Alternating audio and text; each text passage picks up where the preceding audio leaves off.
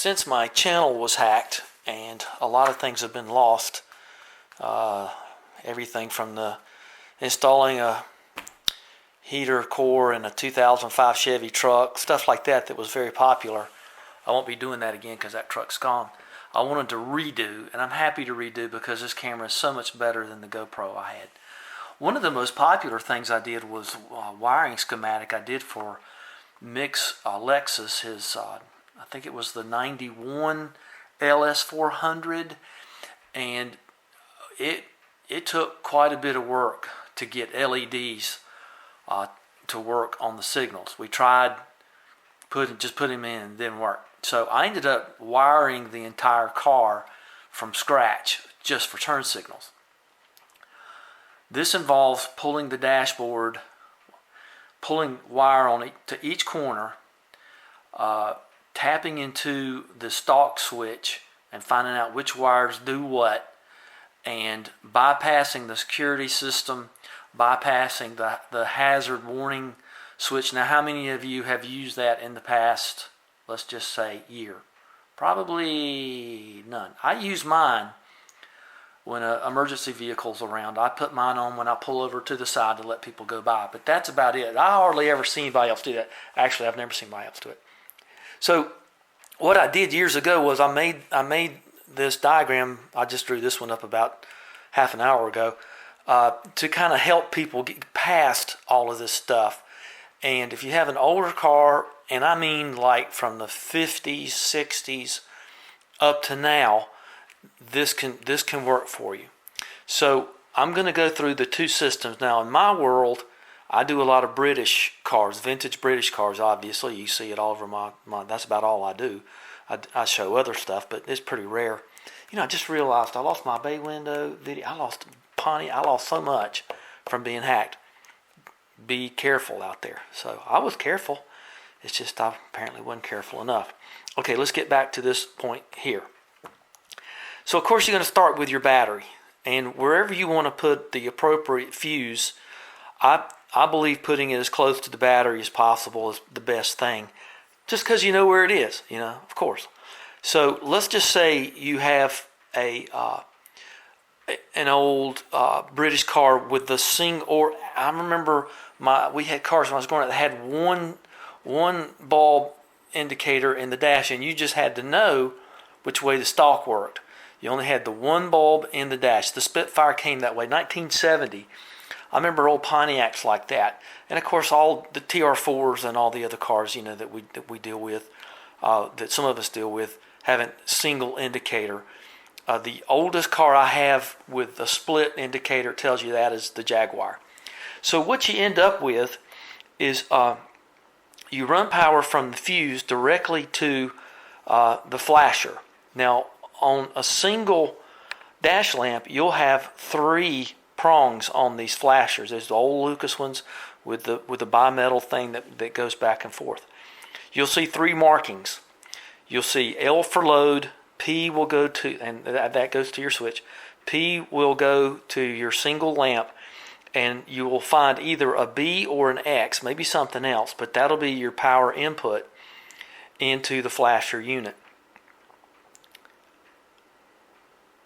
So what you're going to run into is your load. I didn't draw that. I was wondering if something was wrong. I guess I got distracted, but your load goes right there. And then that will go to your switch. And then at your switch, you will go right or left. And, you just have to know which way to go. Down is left, up is right, like it is. Now, you got to remember, now we're going to talk about this in a second. If you're running incandescents, groovy. If you're going to run LEDs in these old cars, you have to, I'll tell you how I do it. You can either get ballast resistors, or you can just put an old bulb somewhere in the line where you can't see it. Guess what? Resistance. I noticed a long time ago, I was hooking up some LEDs, and I somehow or another left the old bulb in the system, and it acts as a perfect resistor. If it works that way with the old bulb in it, just leave the old bulb in it. And if it doesn't work, you just have to remember that it's there somewhere. But usually I have them right inside the fender, right behind the wing in the front, and nobody knows it, and it works great. And it also causes, or I have noticed in my world, and I'm going to tell you one thing about LEDs, anything can happen. I think they're a lot better than they used to be. And the other thing let's finish this. When you've got the resistance of the old bulb in the line, however you do it, use old bulb in the line, you generally not have that bleed through where all four corners light up when you just engage the left or the right. So you can either use a ballast resistor or the old bulbs as resistance, and that's groovy. You can do that and it won't be a problem. The other question is, where do you put the ballast resistor? On the TR4, I had done them before, and I put the ballast resistors at the lamp corners. It didn't work. I moved them over closer to the switch underneath the dash, and they worked.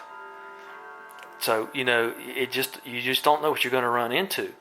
So, and the other thing you got to remember too is LED bulbs come in colors. It's like the old Rolling Stone song. You can get amber or white, or I wish you could get green. Maybe you can now. I don't know. I hadn't looked. Or red.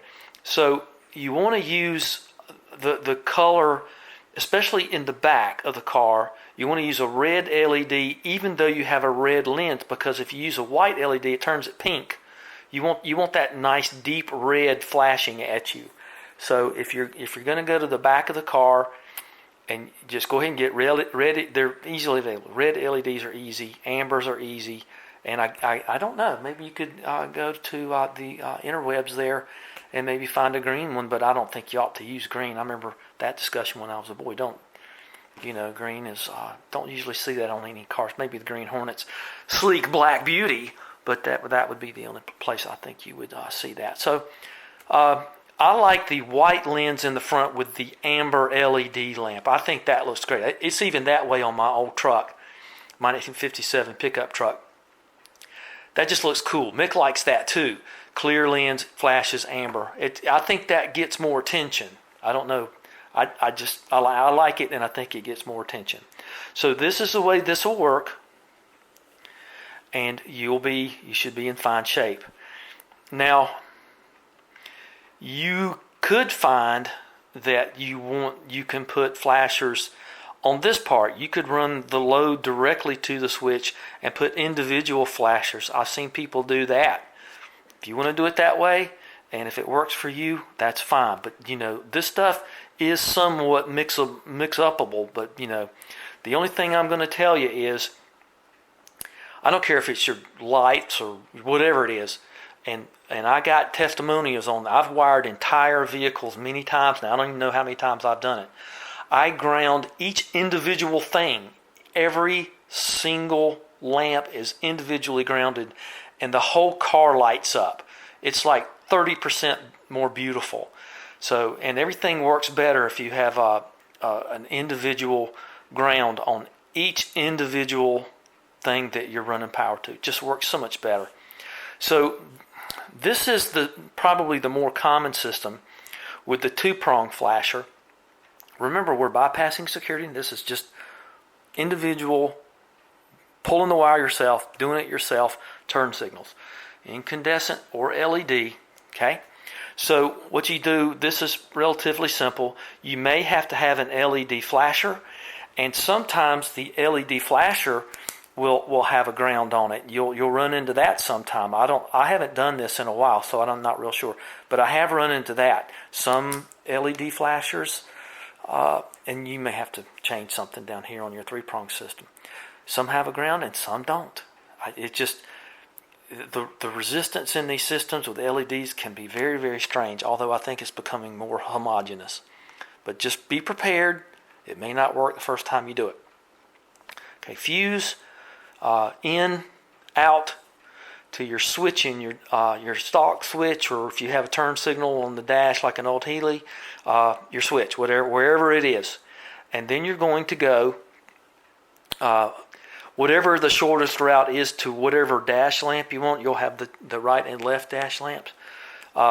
you know, you got to run that. So you're going to go from this to your rear, then to your front, and then however you're going to do your dash, you can put ballast resistors in, or you can run old bulb, and it should fire off. You should be fine. And it just all depends on you. The other good thing that happens when you do this is you have the choice of getting really good quality wire. You don't have all the corrosion there. And I'll tell you this too, I generally don't use sockets. I wire the lamps, I solder the wires directly to the bulbs. I don't care if it's LED or incandescent. So you're going to have some kind of resistance, unless you get a bulb that has resistance, an LED bulb that has resistance in it. And we all know the incandescents have resistance, and like they got 2 or 3 ohms in them already for incandescents, or some kind of ballast resistor. And then you just go to the other side and you run your dash lamp, whatever's the most convenient way, and then your left rear and your left front. And that's really all there is to it. It's not real complicated. If you feel a bit queasy about it, do what I do, like I did.